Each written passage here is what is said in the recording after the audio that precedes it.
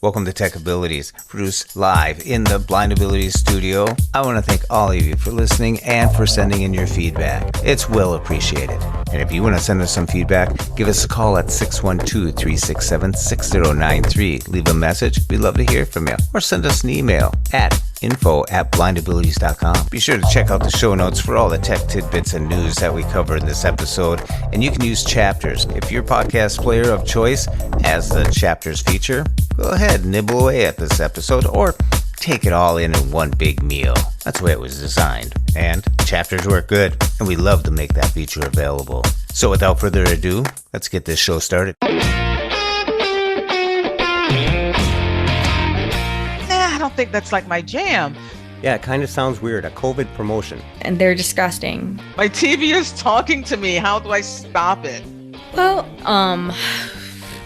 Well, I did the rapid and I came up positive, so everyone in the family like backs away real slowly. Did they banish you to a room?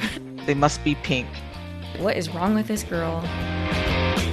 Live from the Blind Ability Studios, this is the Tech Ability Show. And I'm Jeff Thompson from friendly Minnesota, and I got two peeps in the studio with me, right out there in Colorado. It's right. No, it's left. Left out there. You're right. I'll have to start this over. And right out there in Colorado, we have Serina Gilbert. How you doing? I'm great, but I've got to say, I am not a fan of Peeps. Those are the nastiest things ever invented.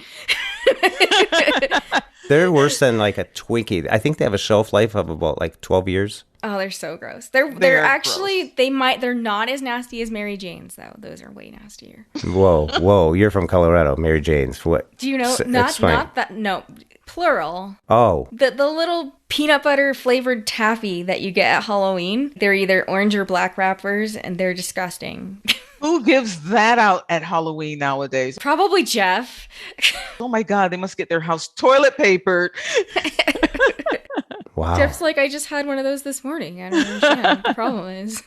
I do like stuff with peanut butter, kind of like Reese's or something. No.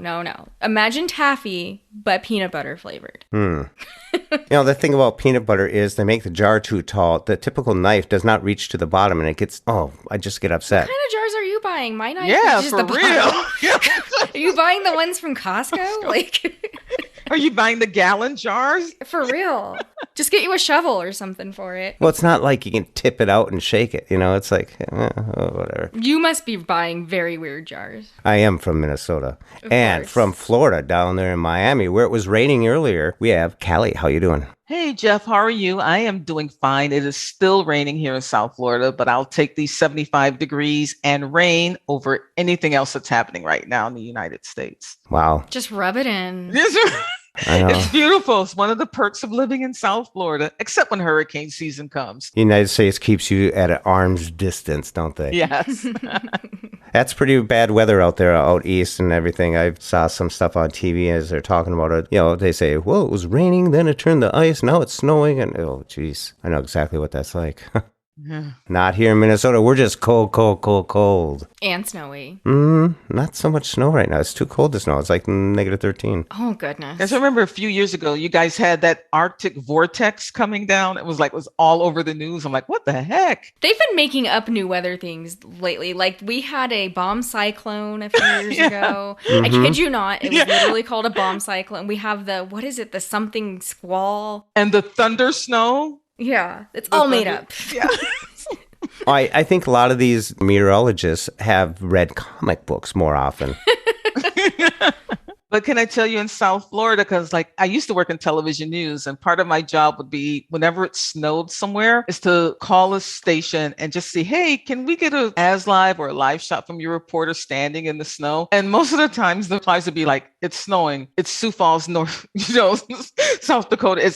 It snows here in January, and be like, I know, but in South Florida, we love to see that stuff, so we know how good we have it down here. So, jeez.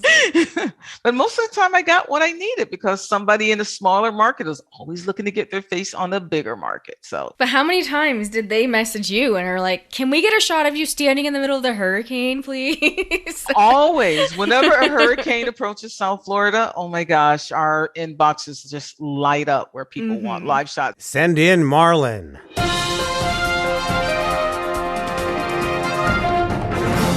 Marlon, did you find the killer bees? Yeah, but all I got is a tennis racket and a fly swatter. Great. Did you get the honey sample? Ouch! Just about. Well, let's move it, Marlon. The 6 o'clock spot is coming up. Okay. Here, killer bee, killer bee, killer bee. Here, killer bee, killer bee. Standing on the beach as a feeder band comes through. Yeah. You know, you gave us some good news the other day. It was the day before Wednesday, which makes it Tuesday. You gave us notice about the free COVID test kits, the rapid test kits that were available. They started this website early, and you already got yours, so that was really cool, and it was accessible. Yes, I was so happy. The first thing that came to my mind once I saw that the site was up and running, like, I got to go and check to see if it is accessible, because I do want to order my own kits to have here on standby in case I need it. And to my surprise, it was 100% accessible. It took like a couple of minutes for me to fill it in. And I was just so happy and just hit submit. And now I'm just waiting for the U.S. Postal Service to deliver it to my mailbox. And that's with your iPhone. Yes, I did it with my iPhone. I did not use the laptop. Well, I saw that you did it with your iPhone, so I tried it on the Mac, and boom, it worked. A couple minutes, yeah. You just had to fill a few things out. I can't believe it was that simple. Yes, I'm glad it was that simple too, because all they need is your name and your address. Email address they don't need. You can put it in, but you don't have to put your email address in. So It was easy peasy. I did that, and then I got a notice from the government that it's going to be on its way. Blah, blah, blah. Pretty cool. Serina, did you do yours? So it's interesting. So our state has had it where we could order them from our Department of Public Health. If we have, I don't know why this was the stipulation, but if we have children in K through 12. So I had ordered some a few months ago, and I thought it was enough for like 8 tests, but it was only like 3. So we actually used a couple of them once when we were like, I don't know, they were negative. But so we only had 1 left. So Charles was like, will you order some more? So I ordered some from our state, but they would only send 1 out instead of the 4 that they had previously, or 3 or whatever it was. And that site took way more time to go through and do than the one where they're sending 4 out from the feds. Like, I was shocked at how quickly, because I did it on my PC, and it literally 1 minute and 30 seconds tops. It was so, I was shocked. I figured there'd be much more information to fill out, and I was pleasantly surprised. Yeah, I was like you. And knowing that it's accessible across all platforms, mobile devices, Mac and PC, I think it's wonderful. I think they did a good job. Yeah, and now they have some N95s coming out. They call them the Snug Fit version. They're non-surgical, and they'll be available through CVS, Target, and Walgreens for free. And they're using that disbursement network that they already have set up. That's pretty cool, too. Yes, I am definitely looking forward to that. Going to my CVS and picking up some, because I, for the last couple of years, have been really using only the cloth masks. And from what I understand, it's better than nothing, but the M95s or the KM95s are much better. So I'm definitely going to be stopping by CVS and ordering them, because I'm afraid to order them online, because I just don't know if they're legit when I'm ordering something online. Because I heard like a lot of people talking about getting masks that they ordered online and they just didn't appear to be legit. So I'm looking forward to just going to CVS and picking them up. And I just have to figure out, do you just walk in? I'm sure you just don't walk in and walk out with it. Do you have to check it out? I don't think it's that free. Yeah. We're gonna hear that Callie got like arrested at CVS. I'm like, but it's free, It's like, the person who steals and they say, no, I'm not stealing. It's buy one, get one. And we're just getting the one free now. And we're coming back to the buy one later. Oh my goodness. Oh, welcome to Miami. Is that how Miami rolls? It's coming back. Check your car for those air tags. Yeah. I'd imagine it's probably something where maybe you order them via a website or something and pick them up. Because the Target app is so accessible. I love the Target app. And then there's a lot of CVS. I don't know if it's nationwide, but at least ours, the pharmacy that's in Target is a CVS. So that's probably what I would guess, that it'd probably be something you order and maybe get it shipped to you, or order for pickup maybe. Or maybe just go to the pharmacy counter and maybe they do it there. I don't know. Yeah, I guess we'll figure it out once it happens. Yeah. Calling the Walgreens over there. I have a Walgreens app and I had to get some oxycillin. It kept on saying that again? Oxycillin? Is that what you're saying? Amoxicillin. I had to get some amoxicillin and some nasal stuff. So a prescription went in, and I did a doctor visit virtual. And it was really cool because within 3 hours, this stuff is in my hands. But on the app, it seems like they were so busy over there, like 8 cars deep in the drive-thru to pick up your prescriptions. I was checking the app, and it says in progress. It didn't go to it's ready yet, but it was ready. So, they had a time on there at 3:30 and we were there at 5:30. So it was pretty cool to go through that process. Yeah, well, I think they just get busy, and that's a process that they do. Once they finish and put it in the bin, they have to click something. I don't know. I'm just glad it was, because I would have hated to explain to the driver, he waited 8 cars in line and it's not ready. What? Yeah. And with the COVID-19 tests, you sent out a link that's great where you can use an Aira access offer in order to assist with taking the test and reading the test. So yeah, it kind of sounds weird. A COVID promotion. Yeah. But that's what it is, where if you're going in to get tested at a clinic or something through COVID for that, they'll help you there for free. And they'll also help you administer the test yourself, the self-kits at home. So that's pretty cool. I mean, it's an option. Yeah, I will definitely take advantage of it because I can't see the test. And from what I understand, the tests are not accessible. So you will need sighted assistance in order to... Because I think it turns a certain color. Yeah. If it's positive or negative. I can't, because my husband helped me do it, and yeah. I'm not looking forward to it because, getting I'm going to presume it has to go up my nose. It doesn't go that far. It just tickles, Callie, honestly, and it makes your eyes water. That's about it. It does. You don't have. I know this is so gross. You don't have to stick it up. No, it doesn't go up as far as you think. Seriously. Okay. It's like a prolonged gnat going into your nose. It's like, and then you'll have to sneeze after you're done. It's not fun. Seriously. It just tickles. I thought I was brave. But you do have to do both sides. You have to do both sides. Mm-hmm. You're not done once. It's literally like 10 seconds, though, on each nostril. The second one's not as bad because then you know what you're in for. It just tickles so bad, though, doesn't it? And did your eyes water, too? I just did that shimmy type of thing. Like, oh, I don't want it. Yeah. It is a creepy feeling, but it's so short. And it's better than it used to be. Like, they used to go way up there. Yes, because... Yeah. It's not like the flu test. Where nothing has gone before. Oh, God. Yeah. Because in 2020, when I was having surgery after my retina's detached, I had to have the COVID test, and they did it at the hospital. They went way up there. No, I had this to is tell nothing. you back It's then. nothing. I was just like, Whoa. and the nurse told me beforehand, this is going to be uncomfortable. And I was like, okay. It's nothing like that anymore. It's nothing like that. I wouldn't even say it's uncomfortable. I would just say it really just tickles, and then that makes your eyes water. Yeah, but I know it's different because Saturday here in the county that I live in, if you're disabled or homebound, you can call an 800 number and they will send a nurse to your home to administer the test for you. Mm-hmm. So Saturday, a nurse came and she performed the test, and it was nothing like it was in April of 2020. Oh, so you've had it. Okay, so you know how it feels. Yeah, I thought it was going to be very different. And I got the results back on Tuesday. Thank goodness I am negative. But I thought that was a great service that the county had. But I don't want to have to depend upon them to come every time like I have a tickle in my throat or the sniffles or something. I want to be able to perform the test myself and get the results. Yeah. And I think it's the same test that they're using for the rapids, at least, when they come. Well, I did the rapid and I came up positive. So everyone in the family backs away real slowly. Did they banish you to a room? Well, I banished myself to a room. But I wasn't feeling that bad. And, 2 weeks later, I was still feeling bad. Never got up. This was rapid. It wasn't the antigen test. The ones they're sending are the antigen ones, though, from the feds. Oh, good. Yeah. I really had a bad respiratory. And still today, I still have a sinus problem and coughing once in a while here. But, it's people drink water. And drink water and drink water. It's free. That's what I was realizing during this whole process. Fluids. And I turn on the tap and it's like, I know water's not free, but basically it's free. Mm-hmm. It's always accessible. It's right there. And we should drink more water. Well, it literally flushes it all out of your system is what it's doing. Yeah. They say you're supposed to drink your weight in ounces every day. Ugh. Serina, you're like... No, I would never be able to drink that much water. Serina, you're a tiny little thing, Well, 64 ounces is hard enough. Like, I don't do 64 ounces. Like, there's no way. The average I think it'd be so hard for the average person to drink their weight in ounces. Oh, my goodness. Like, how many ounces are in a gallon? That's a lot of water. 128. My goodness. I don't think you can do that, can you? That's a lot of water. I would have to drink a gallon a day.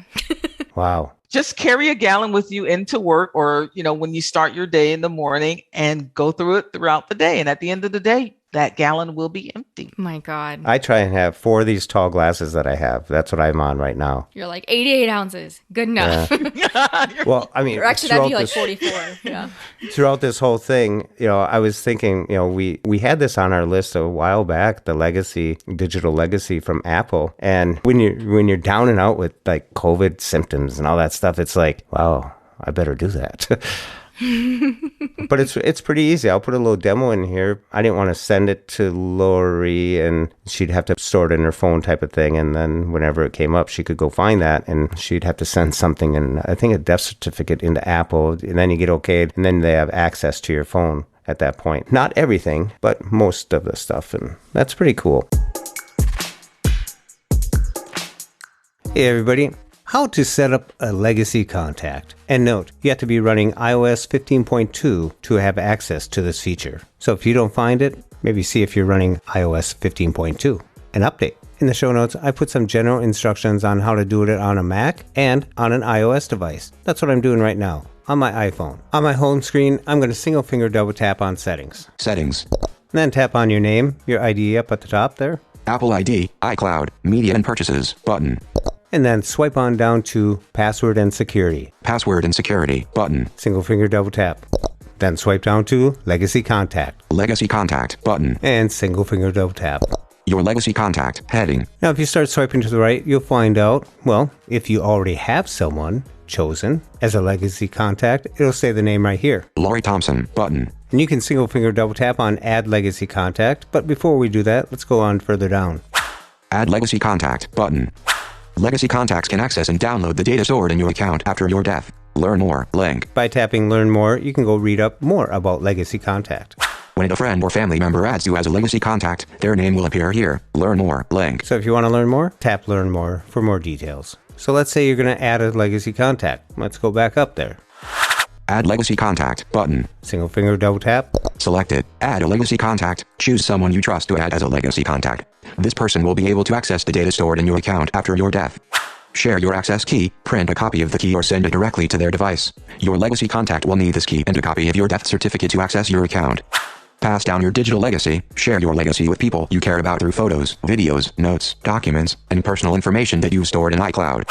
Add Legacy Contact button. So as you proceed, if you have family sharing, those members will be readily available in a list that you can choose from for your legacy contact. And you'll be given the choice whether you want to print it off with a QR code or you can send this information to them by text. And that information will be stored in their legacy contact for safekeeping for hopefully a long, long time. Hope this helps.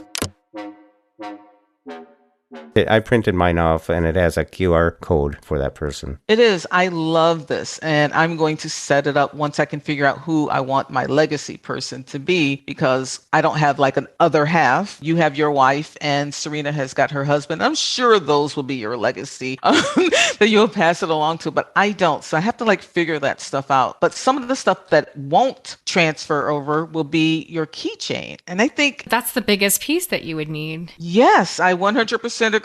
The passwords are the hardest piece. Yeah. So I wish that they would change that, so this tells me that, as part of my estate planning, in addition to the legacy contacts, I have to like make a list of like all of my passwords and accounts. So my executor of my will be able to go in and see what credit cards I have, let them know that I've passed and, do all of this stuff. I wish that were something Apple would change. And maybe they'll listen to this podcast and like think about it. And maybe their thought is if you have access to the individual's email, and that's the email that's linked to, your iCloud, all these various accounts, you can reset the passwords via that email. But then the other thing too is, I know this is so depressing to think about, but once there is a death certificate and an executor, they can also approach those companies directly. But the trick is, because I would hate for you to make a list, because you have to change those passwords so often, it's annoying. And a lot of them have two-factor authentication. can't say that. Amoxicillin.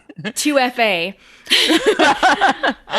Which if that phone is disconnected, it would just make it impossible anyway. So I know that there's ways that, if you have documented proof that that person's the executor and all that stuff, that they can go to the places where you have accounts and do what they need to do. So you might just consider making sure that whoever you decide that you trust has access to your email that's linked to things and is able to, that you make a list of, here's the accounts that I have that you would need to pay off and deactivate or whatever. So yeah, I guess that could work. But I just thought having it all one-stop shopping with your iPhone would just make life a lot easier for those who are left behind. I can see why you don't want all your passwords at once, because someone, I don't know, I think they got pretty good, they're watching it. You have to go through this whole process for that person to get that code to get into your phone, right?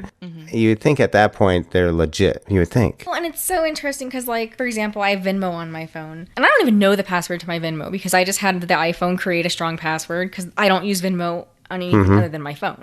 So I don't care what the password is. But like things like that where it would just be a little bit harder, and you'd want to deactivate a Venmo account because that could be taken advantage of, Yeah, you can go into your passwords. There might be 150, 200, who knows what's in there. That'd be tough. So, yeah. Yeah, I can see what you're talking about. Just give the person the passcode to your phone. That's way easier. It's not 1, 2, 3, 4 either. Exactly. So I'm one of those 6-digit passcode people. You remember those old movies where he's dying, his dying words, and they raise their head up and say, "Tell Martha I love her," or something. It's going to be my password. But then they still need the iCloud password too, not just the Don't die yet. We need this too. Rosemary.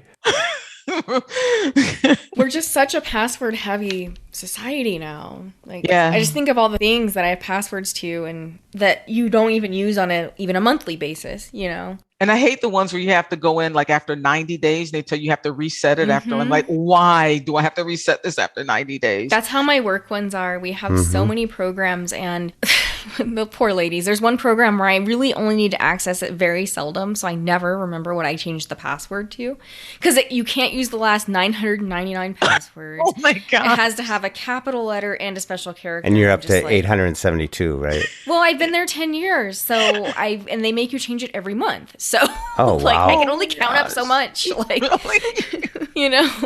Whoa. It's just so frustrating because all of our passwords we have to change. I think it's about every 30 to 45 days. It'll make you change it. It's annoying. Yeah, I love the Apple keychain. I'm really a fan of that now. So I've got like the 20 character passwords on most of my accounts now. So I am loving it. Hey, Callie, you sent me an email, and it said that Amazon's opening up a new retail store in a mall right between, what was it, Nordstrom's and JC Penney. Yeah, JC Penney. Yeah, which JC Penney won't be around much longer, I don't think. And I think they even mentioned that in the article. Yeah. How's that retail business going? Amazon. Well, I didn't even realize this. In the article said Amazon was like the biggest clothing seller in America. I'm sure it is. No idea that they were that big. Because it's so easy to buy stuff from them. Because with Amazon, I can, especially if you're visually impaired, I look at that, I'll go find things and then I'll read the reviews because Amazon is the most reviewed website probably. So you can really get a feel for what it truly looks like because people will write novels on their reviews. And you're like, oh, this says it runs big. Somebody said it. Okay, I think this is what I want. But then there's also that not having to worry about the struggle with returning it either. Because you can very easily just send it right back if it doesn't fit, and it's not a huge deal. Where other retailers, they're like, well, we'll charge you for the shipping and blah, blah, blah. And I don't know. Yeah, but I'm a person who likes to try on their clothes and I need that friend with me to say, yeah, you don't want to buy that. And I'll be like, really? I really love it. And they'll be like, yeah, I'm your friend, Callie. You do not want to buy that and go out in public, so you need that feedback. But returning things to Amazon can be easy if you have transportation, which I do not. I know you can take stuff to the UPS store or whatnot to return it. They give you the free labels and stuff like that. But if you don't have transportation, it's hard returning stuff. And plus I'm just like that person who likes to try on at the store and see, well, I can't see it anymore, but have my friends tell me how things like look. Mm-hmm. But there's some accessibility issues I see with this brick and mortar store, because according to the article, they'll have like one item out of each style, and then you do a QR code reading and they can have it brought to you. But then if you get into the fitting room and something doesn't fit, you want a different size. So it's a pain. There's a touch screen in the fitting room where they'll bring you another size. So I'm wondering if that touch screen, They might be Kindles. are those accessible? I'm not familiar. Okay. Yeah, they have. Is it Voice View? I think that's the name of their screen reader. They have, because I wouldn't imagine they wouldn't use their own tablets. So they might be like Echo Shows or Kindles. Yeah. Like, Okay. could be really cool. Yeah, that could be cool. That's the only thing that, raised my antennas. You're going to screw them all up. You're going to go in there, turn on voice view, and every next person's going to walk in there. How do you turn on voice view? Why is this talking to me? Are they watching? They got a camera? Ooh. I know it's going to freak other people out because, as you know, if you Google, voiceover or your Samsung TV is talking, it's always, how do I turn it off? It's like, my TV is talking to me. How do I stop it? What a concept. You walk into a store, you walk into a booth, and all you do is press a button and bring you stuff. That's kind of weird, isn't it? It's kind of cool. Yeah. But it's the same customer service you get, except what it's doing, if you really think about it, is everyone knows there's just a massive shortage of those service level workers. Employees. Yeah. Because you go to a store, even Maurice's, for example, it's not an expensive store, but they have like Nordstrom level customer service where when you're trying on things, they even pick out outfits for you and are like, I saw the stuff you picked out. I also put together a few extra things for you to try on. Ooh. And as you're trying stuff on, they're constantly I'm like, taking that person shopping with me. do you need new sizes? What can I do for you? Like, their customer service is just above and beyond. But if they can't hire a human to do it in an efficient way, because it takes them having 3 or 4 girls there, like, really paying attention to you. But if it's just one person and it's just a button, heck, I wouldn't be surprised if it's even a robot that, like, just drops it in your room for you, Yeah. Yeah. And this said there was something about an algorithm that could tell by what you are choosing. It would say, you might like this, you might like this, you might like this. I'm like, I don't know if that's going to be too overwhelming for me. Astro to the rescue. Exactly. Or how accurate it will be, because like my Netflix algorithm says, you might like this is never right. It just doesn't get me at all, so I just don't know. I'll go in for like a black dress and then say, you might like this. And it's like a pink and red, something. I'm like, huh? No, not me. But it's basing it on, though. I know that you haven't maybe purchased as many items off of Amazon, but clothing items. But the algorithm's probably been being trained for like the last 5-6 years for most people. So they know. Yeah. That mirror you bought from Amazon? It's been checking you out. Wasn't there like an Echo device that was like an Amazon stylist, like virtual stylist thing? Do you remember what that was called? I remember when that first came out. You could stand in front of it. Yeah, and it would like scan you, and I think it's defunct now, probably. Well, I think there was a company that would actually tailor fit your clothes and stuff like that too. It would do a scan of your body as you stood there, and you turn around, and it would size you up and send you stuff that would fit your body type. But what if it's judgmental and like looks at you and says, no? That's the thing that would scare me about something, because I just like picture, from the sci-fi movies, you get these scans and it's like, I don't know. Well, it's really tough when I found out when I first went blind that I had to pick and choose. My daughter's perfect to go shopping with because she'll take the time for me to do it. Where I've been with other people where it's like they're shopping and you're just the extra person, your extra baggage, you know what I mean? No, I don't think you like that. Here, take this. Okay. Can you tell me the color? Can you describe this to me? Yeah, you gotta squeeze the blood out of a turnip, Yeah, I haven't been shopping in 2 years. I have not stepped foot into a shopping center in over 2 years, because generally I don't go to the mall before Christmas. So that would have been Christmas of 2019 was the last time I was shopping. Yeah, I just don't go. But what I did over the last couple of years, I signed up for Stitch Fix. I was just going to mention Stitch Fix. I love it. Welcome to Stitch Fix. The app is a little iffy, but it has been very good. I've only had to send a couple of pieces back that I just didn't like the color, but it's been great. Did you see they do a preview now? Have you ordered in the last maybe, 6 months? No, I stopped my subscription maybe about 6 months ago.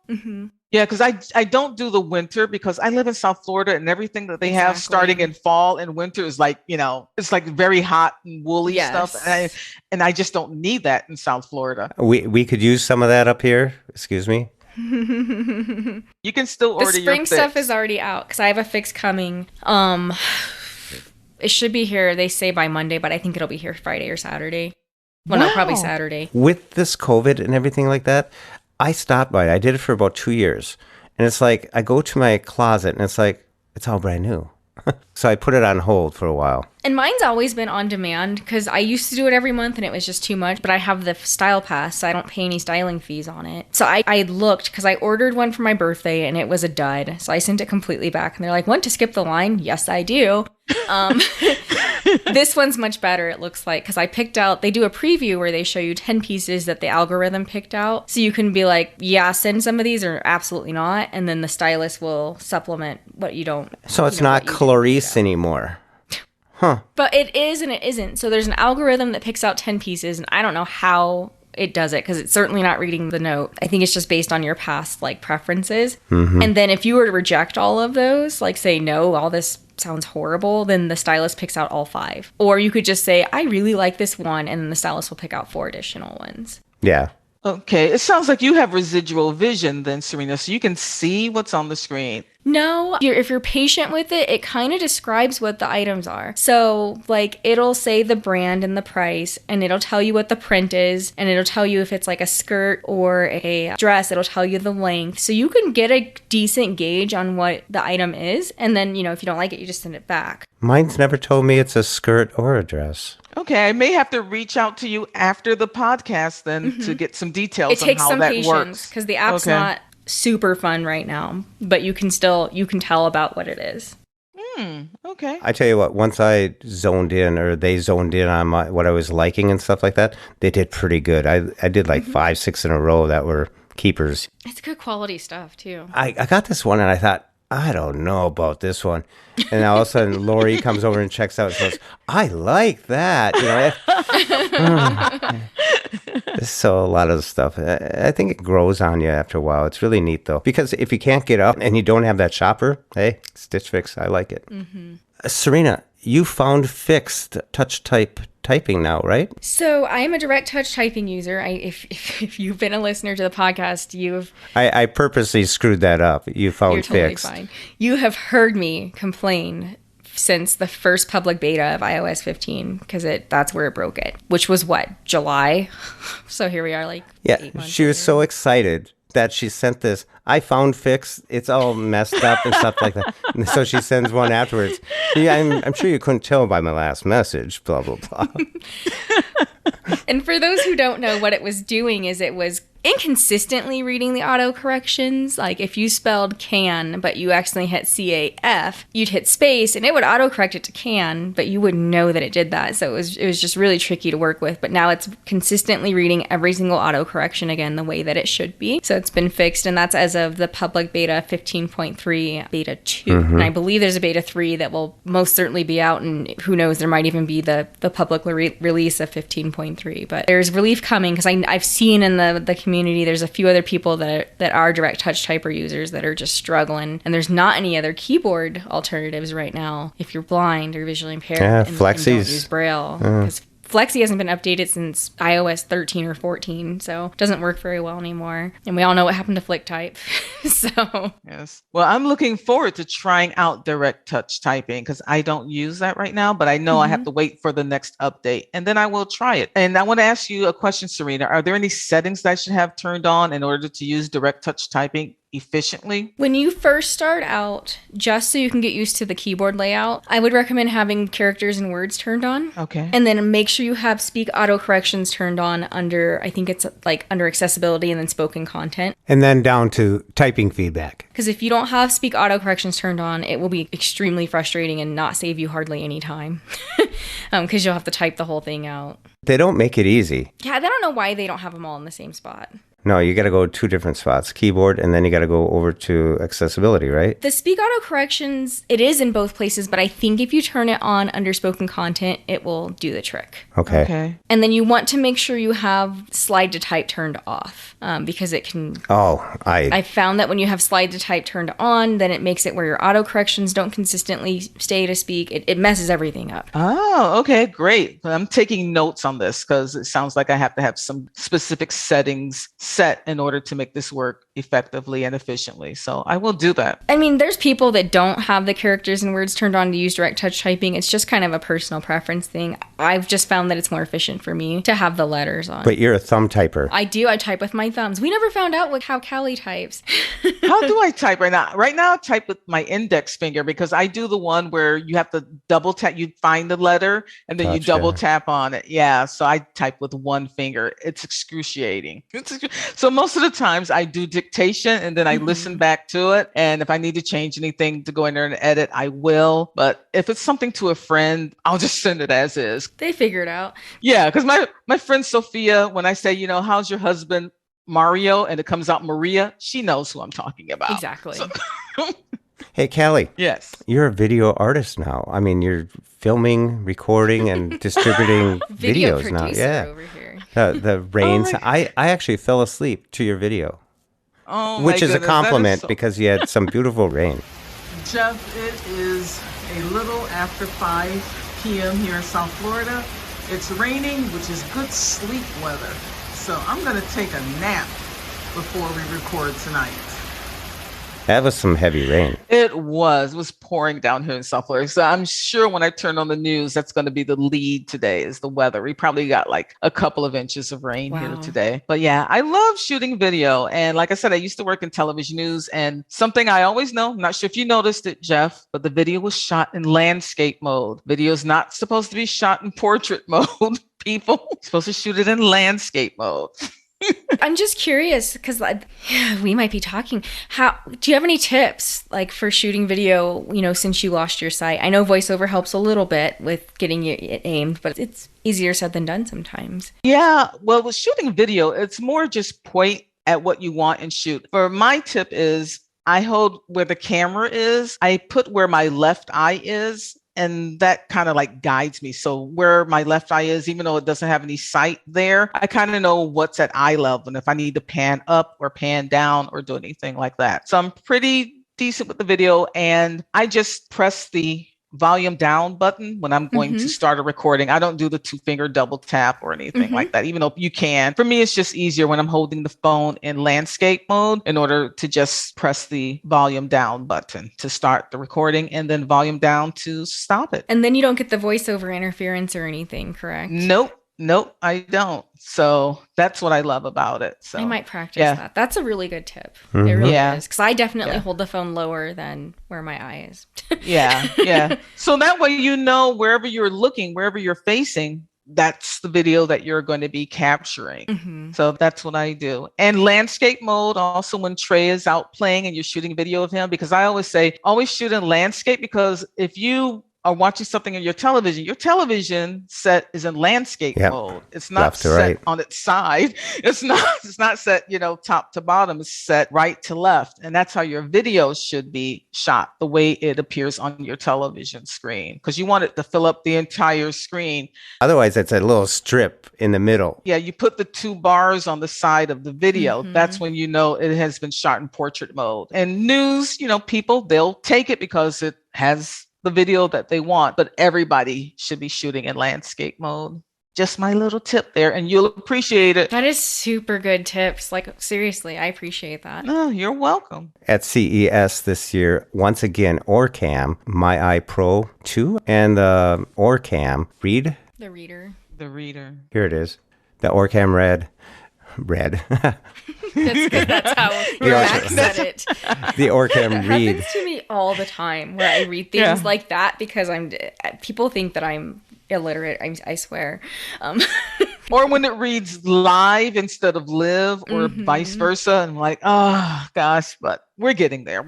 Yes. But it's 2 years in a row that they've been noted. I've been wondering, who do they know out there? You know what I mean? This company out of Israel makes the Orcam My Eye, and the My Eye 2. It clips onto like your glasses, and it'll do OCR. It'll identify people. It'll even put you in a room and tell you about the space. And then the Read is something for people who do have some sight, where they can have an article in front of them and tell that there's an article there, and they can do a hand gesture, point, or they can do a voice command, and it'll start reading for them. Neat devices. I think they are neat. I think the price was $19.91 for one of the devices. And that's for the cheaper one. Yeah. And that's like pretty pricey because I can do that with my iPhone. I can see, I don't know what the use case would be. I could see it maybe more for someone with low vision as opposed to someone who is blind. Me, and I just have light perception, basically. I don't see how it would be useful for me. They have these devices at my local lighthouse where I attend, and I'm thinking about just going down and like checking it out because they'll like let you test it out and just to see what it's like. But I just don't see the use case for it. I know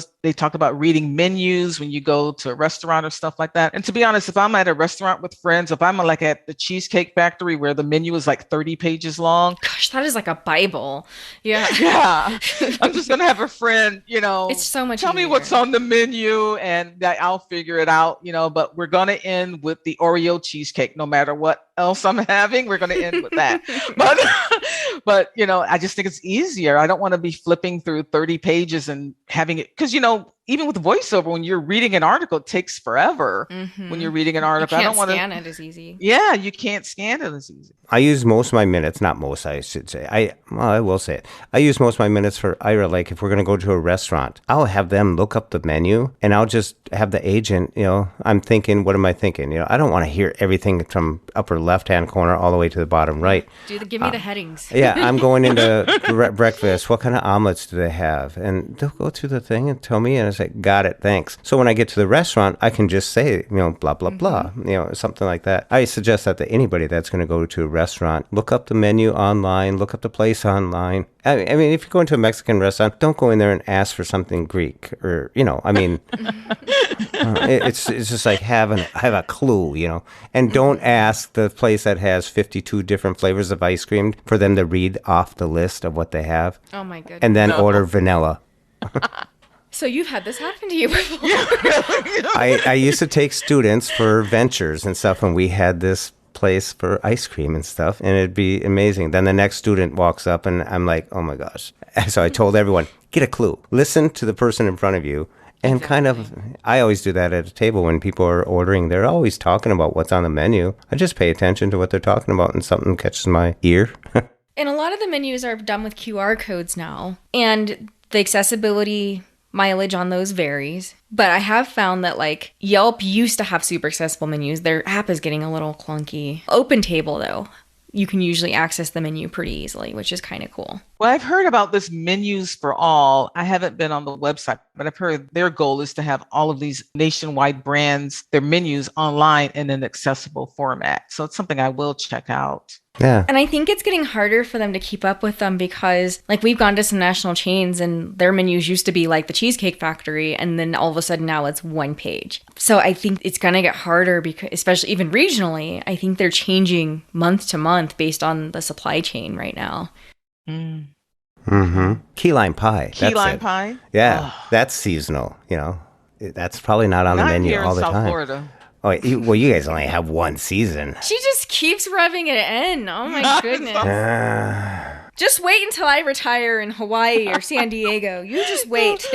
The only thing that's seasonal are the stone crabs. So. Oh, my goodness. Florida, you'll love it. Jeff, you ready to go ice fishing? Yeah. Going skiing again, Serina? I hate the snow. Serina, do you ski?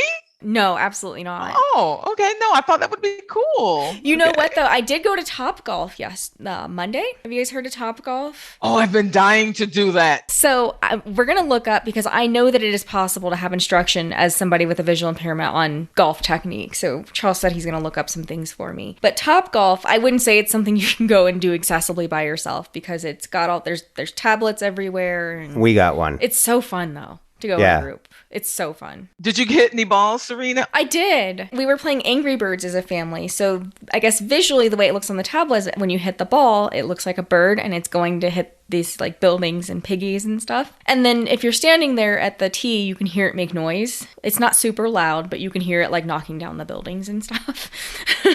So it took me a while. I'm sure people were like, what is wrong with this girl? But you're in your own bay, and most people aren't paying attention to what you're doing. You know? You're like you're in your own bay with a balcony, kind of like, and you just tee off. Just don't walk too far. Yeah, because it is wide open where you back tee away off. from the edge. The green is, I'd say, what would you say, Jeff? At least 2.5 feet from the edge. Like you would know. That's not comforting, is it, Callie? That's not. I'm like 2.5 feet is nothing. The texture changes though, so like it's like this square putting like turfy type stuff, and then even after that there's a little bit of concrete. Like it'd be really hard for you concrete before death. Okay. Well, there's a net. If you were to fall, there's a net. Just don't golf like Happy Gilmore. You might overrun your shot. There's definitely a net there if you would if you somehow. Oh my god! So definitely something I need to do with sighted friends. Yes, sure. because I mean, not that I asked, like, is this tablet accessible? Because I was, with my husband and my kids, so. But it is very technology heavy, very very technology heavy how it works, but so much fun. It's an experience with a group of people. That's the thing. Good food. Yeah, I think that's what it is. Yeah, good food from what I understand too. So yeah, sounds like my kind of place. It's fun, and it's the same price. Like, so the bay, it's really you're paying for the bay, not like per person per se. I mean, they do have a thing where you could pay per person. If it's like only 2 of you, it'd be cheaper, but it's like 6 people per bay, so it's not a huge deal. If 4 friends want to go and you just want to try a couple rounds, it's not like it's like a waste of money or anything, because you're not paying for individually yourself. Oh, it sounds great. Yeah, there's one not too far from where I live, and I definitely want to check it out this summer. Oh, it's definitely fun. Well, it's something to do here in Minnesota, because otherwise you're just playing hockey or skiing, ice fishing. It's heated too, which is cool. Yeah. Yeah, it sounds like fun. Something that came out on the Apple Store, and I was surprised because Apple usually pushes their own stuff, and this is something that we all remember: AirPower, the nebulous thing that never happened. You are still grieving, though. But I think it's pronounced Mophie, Mophie, Mophie. Mophie. My voiceover pronounced is it Mophie, so I'm not sure if that's correct. But I don't know if that's right either. Our stuff always says stuff wrong. They now have a 3-in-1 MagSafe on the go to go. What's really cool is it folds up, so the left folds over and then the right folds over, and it's just a little square and has a little case for it. But when you unfold it, it's flat, so there's 3 spots for it. So you put your phone in the middle, your AirPod Pros. AirPod Pros on the side and your watch on the other side. There's a spot for each. That's so cool. And you can just fold it back up. It comes with a cord as well and a case for it. So you're set. I would just use it on my nightstand, honestly. Yeah, I agree with Serina. I know it's a travel, but I would use it just regularly. Well, they do have another one, which is a stand, and that's nearly half the price, $89. And it's a stand where the phone actually sits up straight up. So when you look at the stand by itself, there's an arm that sticks up just behind there. That's where the MagSafe is. And then there's a spot for your AirPod Pros and a spot for your watch. It just sits on your nightstand. That sounds so cool. But the one that was cheaper, because I went into the description of it, it said you had to attach a MagSafe charger to it. Right. So I was totally confused about that. So that's another $40. Well, but you already have one. Yeah, so I didn't even know you could buy a MagSafe charger. It's $29. Yeah, because the phones didn't come with MagSafe chargers. That's right. So that's a whole other cord you'd have to buy. So that's annoying. Well, it's a stand that would be at your nightstand, but when you're traveling, you might want something. I don't know if I want to use one that's always has hinges all the time as a everyday driver, but it should work. I mean, some people are traveling all the time. If it's just sitting there, you'd never even. Yeah. If I was a pro hockey player, I'd have to have something to travel with, right? It is really cool though. Yeah. $149 for the to go, the on the go one, and it's only about $89. No, it's all of $89 for the stand. But I think that you're right. You have to put your plugs that are there onto it. So would you need 3 plugs? Yeah, that's where I was confused, Jeff, about it. So it said you had to provide your own MagSafe charger for the one that's $89. So does that mean you have to do 3? One for the Apple Watch, the AirPods Pro, and the phone? I was going to go back and look at it, but we'll put the links in the show notes and you guys can dig in. It's right on the Apple Store and you can read up about them. The thing is, when you go read about it, you go down and they give you links to read up to them. So then it pops to another page and then it tells you, the information. Yeah, it's not that bad, but it's just like you don't get to it. But just keep listening because it'll say button, And if it does, then it'll give you the description for it. Yeah, 15 watts for the to-go one. That's not bad for travel. I mean, if you're charging at night, who cares if it's 5 or 15, right? Because it's going to work. Still more than the plug that I'm using because I don't use a MagSafe. I don't use a fast charging thing on my iPhone. I do for the iPad, but that's only because the iPad required the USB-C plug that goes into both. Like the actual plug that goes into the iPad is USB-C, so that one does. But I'm liking those plugs now. I like it too because it's universal. I never guess 50-50. With the other one, every time you plug it in, you go, which end goes in? I know, and so you feel the bumps on the top on some of them, and you go, okay, I think it's 50-50. I don't know. I'm always wrong, probably. I don't know, but I like the ones where it doesn't matter. It doesn't matter, yeah. Wonder how they do that. They're a little bit more fragile, I will say. A few years ago, we got like a tech refresh for work, and we changed to these docking stations where it's just a USB-C plug. Because it used to be, I don't know if you remember older school docking stations, you had to like line up your laptop perfectly on it and hope that the puzzle fit, and it was a pain. Oh, yeah. But then they got these USB-C ones, and I broke the USB-C plug once. I'm surprised. I got lucky that it didn't break in it, like where it got stuck in it, but it definitely broke, and I was like, I need a new one. So they are definitely a little less durable than like regular USB cables, I would say. I get mine from Amazon. I get the 6-foot ones. Or the 2-meter. Those ones are good. This one was a Dell one that like came with the docking station that broke. I'll put a link in the show notes because I like them. I bought an extra one. Ones are so good by them. No, I didn't get the braided ones. I love the braided ones. I had them. These work pretty good. Discounting mine. Jeez. They last longer because I bought the ones that weren't braided and they were the Amazon ones, but eventually the plastic that was coating the actual... Was that a while back? Yeah, it was. I agree. Off. Yeah, I stopped getting from there, and I would get them through Anchor then. But there are some alternatives rather than going to the Apple Store. Apple Store, you're going to pay $29, $39, $49 for some of these cords. Yeah, or for the 6-foot, you got to go up price, big time. Yeah. So check out Amazon, just like you told me about my cases for the phones.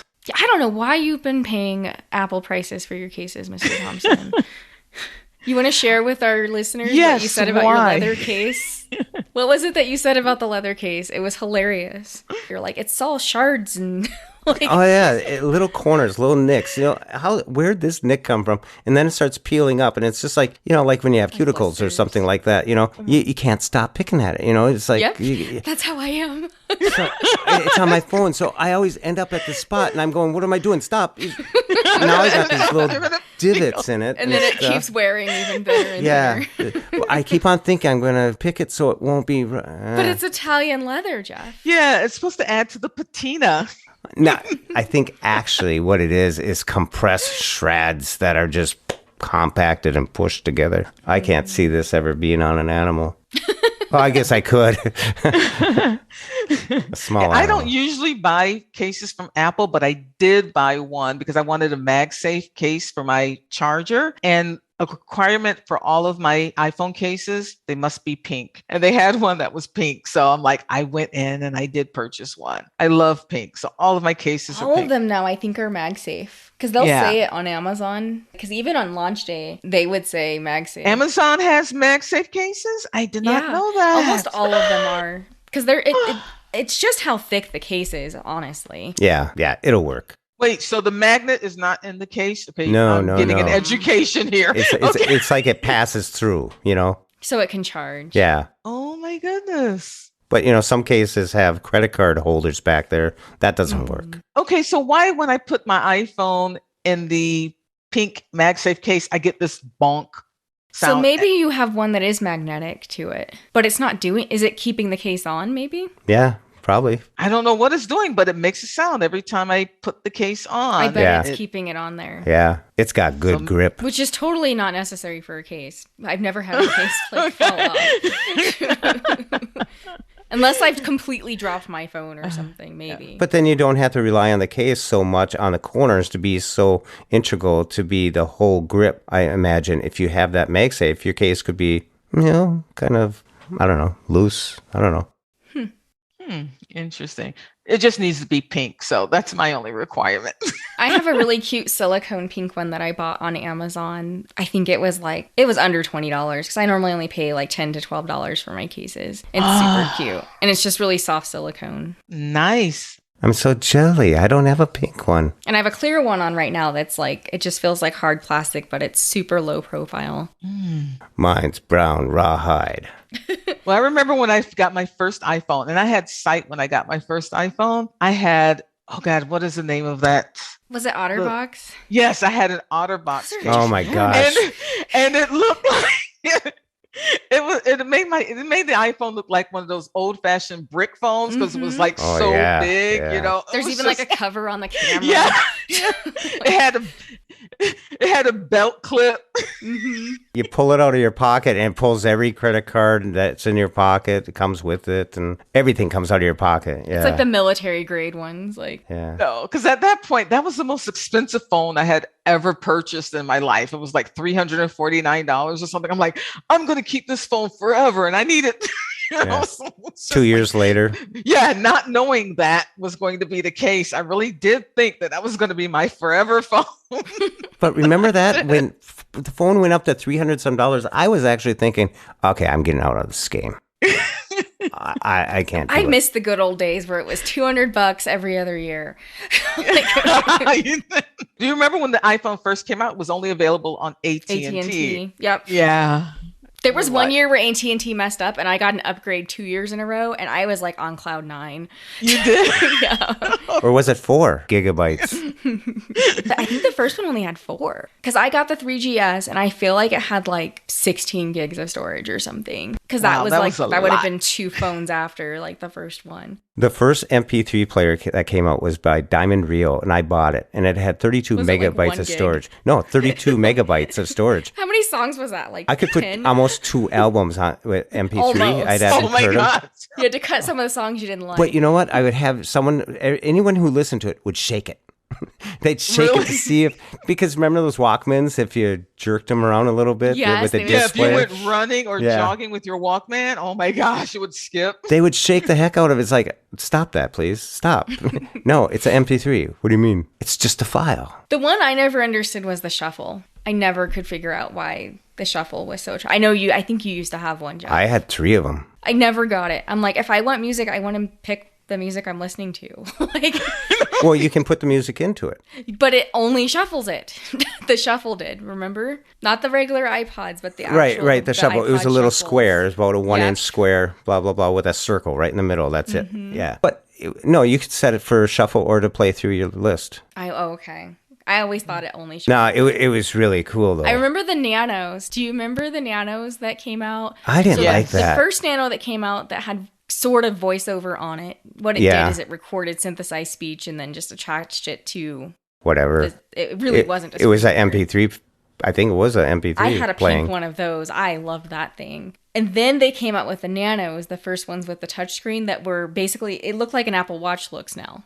Do you remember those? They were like, I had one. I think I still have one of those attached to an iHome somewhere. Who knows what music's on it right now. I loved that thing, though. It was so nice. Well, I had a student one time, and she had 4 Nanos. And one was for country music, one was for rock music, one was for pop music. Why did she have... Just put it all on the same one. I think they had enough storage. I think they were rich. I guess whatever mood struck her. She would just grab, if she was in a country mood, she would grab that one. I know. I she love that didn't thing. want it. Well, those were back in the days when you didn't have, 10,000 songs on them, you know. So I think that's what she did. She just had 4 of them. I think her family was a little bit richy, a little bit. So when I heard that, I just stopped and I just thought to myself, I gave her the, Well, my first venture into anything Apple was the iPod, the original one with the click wheel. I love that. I still love that design. Oh my gosh, I still love that. I love the noise it made. Yeah. It was like great and just scrolling when you through all went your music. I loved it. Yeah. It was so fluid. Yeah. I remember I sat down at my computer, like I burned like all of my CDs and transferred like everything like there. Yeah. It was like wonderful. I hope St. Peter gives me those hours back. Yeah. And iTunes was horrible on the PC back then too. It never worked right. No. Well, I had Vision then, so it was like easy peasy. But even when you could see, like, because I remember my husband was like, "This is the crappiest piece of software I've ever." Like, I feel like it was just it never was there. Was like Pirates Bay and all those others. No, it was great. The only hard part was getting the art downloaded because I was just like such an OCD person that I wanted all of my album artwork to appear also. Yep. It was like great. But can I just tell you something that happened? Like eventually, like I don't have any CDs in my home at this point. After everything was on the cloud and I would check daily, monthly, yearly, and everything was there. So I finally got rid of like all of my CDs. And then once I signed up for Apple Music, a lot of my CDs went away. It was like there were like some albums that were compilations, and then Apple would say, "Oh, you don't have access to this." And I was like, "But these were my songs and CDs that I uploaded to my iCloud account, and like now I don't have access to it." Because they were technically attached to whatever computer. That's the problem with iTunes is like, if you switch computers, because this happened to my husband, he was so mad, then the library was linked to that specific computer as opposed to like, it was just such a, it was. Or someone sharing it platform to platform. That way that they kind of figured out that wasn't legit. But it was my music, my CDs that I uploaded. I had uploaded it to the iCloud. When it was on the iPod, it never really went in the cloud. You know what I mean? It was being uploaded and then stored in a hard disk drive on the iPod. Yep. And I guess that's why they say in the legacy, going back to the legacy, something else that is not included is that they say anything that you purchase, like music, movies. Oh, wow. That does not transfer to your legacy. Because could you imagine, like, in about 100 years, Apple would have more legacy stuff playing out there than they're in their stores. Than the real stuff. But that's still scary, though, because, like, Jeff and Lori, like, look at you two. Like, if you've purchased it under your Apple ID, which is how it works, I have the kind of the master Apple ID. Oh, the family plan, yeah. Yeah, that's not really fair. Tim Cook, let's give him a call. If have these family plans and they're saying you all have access to the content, but the person, maybe you could just switch, but then if you switch who the primary account is, then they lose all that. That's annoying. Yeah, I don't think that's right because you've paid for it. You know, if you buy an album from iTunes, you know, if you buy Taylor Swift's Red for however much Taylor's that costs, version. Taylor's version. Yeah. Yes, don't forget that. Taylor's version. Did you see that movie you should she put out? own it. I did not because it does not have audio description. Well, it's the song. It's the 15-minute. Yeah. So All Too Well. All Too Well, yeah. I played it. It's a really good song. Yeah, I got 5.1 in my living room now because I finally hooked up the other two speakers. I decided, okay, let's just do this. It's been 7 years. Difference. Taylor masters her stuff really. Like we have speakers in ours too, and her stuff is mastered beautifully in 5.1. Oh yeah, Hers is different than other artists. I don't know what she does differently, but it's an experience. She's kind of like brand new with the tech stuff. She redid all her stuff, and wow. Well, not all of it yet. Well, that 31, what is it? 31 songs on the album or something like that. Yeah. And she redid Fearless too, I think. See, I got daughters and they listen to stuff and, you know, and well, you're kind of surprised sometimes when I'm sitting there going, I flip my hair back, to, you know, my God. or something. Yeah, he will like text me audio clips of like Lizzo songs and I'm like, what in the world, Jeff? Like Halsey, what's she been doing Halsey's lately? The best. Being a mommy. Yeah. 'Cause she had a baby over the summer, so I think she's kind of focused on that. She had a birthday too. And so did you. Happy birthday. I did. Happy birthday, Serina. Don't ask me how old I am. Thank you. A lady never tells. Well, I guess that's my job then. That's what Trey thought. Whoa. Did Trey tell people your age? So we sat down at dinner. And the waiter was like, whose birthday is it? Because Charles had made a reservation on Open Table, and it asked you, like, are you celebrating a special occasion? So he put birthday. And I was like, it's mine. And then he was like, let me guess, you're 26. And I just giggled. And Trey was like, no, she's... Wah, wah, wah, wah. And I was like... And then the waiter was so no funny. dessert for him. He was like, he said it just like this, you guys. He was like, don't ever tell your mom's age. That's rude. Like, That's funny. we had a great time, though. Oh, my goodness. Well, that's great. Audio description news. You know, last time we talked about Paramount. Paramount And Plus. I decided to check it out. So I downloaded the Paramount app and I tried out the accessibility. It worked pretty good. Is it working well? Well, I switched over to the Apple TV where you can then run it through that. Easier. Yeah, well, I did that, but it's kind of jumpy. You know, Apple TV, when you're watching something that's produced by Apple TV and stuff like that, Plus, I guess, they really do a good job. How you watch your show, how you pause your show, how you rewind, how you do all that stuff. All those little characteristics of it, when you go into Paramount, it's not there as well. It's like when you swipe your thumb down to get the audio and stuff settings, it's jumpy sometimes. It's like... So is the Hulu app, too. It was really neat that since I was listening to audio description, I was suggested by Callie, I was watching The Good Fight. And so I'm in season 3 now. Were you watching The Good Fight or The Good Wife? No, The Good Fight. The Good Fight. But The Good Wife is suggested from the algorithm. I just wondered if it was audio. And because I always Women wanted to Who watch Kill. The Good Wife. It's because Callie recommended all that. What? Yeah. What did he say? Women Who Kill. Oh, God. No. Well, I was watching the show, and down, if you swipe on down, you can see other suggestions. And there was The Good Wife, and then all of a sudden there was Women Who Kill. So I went and checked it out, and I was reading some of the titles.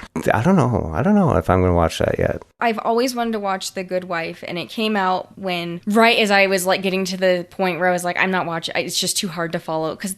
You know, there's like a time when shows had just a shift. I don't know if you guys remember this, but you used to be able to watch a show and for the most part you were fine because it was so dialogue heavy. It was a little easy, but now they're so cinematic, and The Good Wife seemed like it was the start of that where there was less dialogue. No, I love The Good Wife. I had sight when I watched The Good Wife. Yeah. It was so good.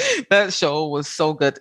Each season got progressively better. It looked like I would have loved it, but I was just like, I know my husband's not going to watch the show with me.